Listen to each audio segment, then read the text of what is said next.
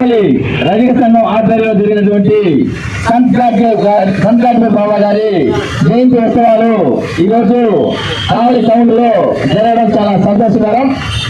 సంక్రాంతి గారు బాబా గారు 1876లో మహారాష్ట్రలోని అమరావతి జిల్లాలో జన్మించడం జరిగింది.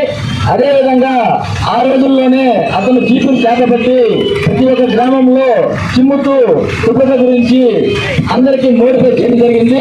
అదేవిధంగా ఆ రోజుల్లోనే పాతకాలంలో మూఢనమ్మకాలు ప్రజలు చాలా బాగా నమ్మేవాళ్ళు.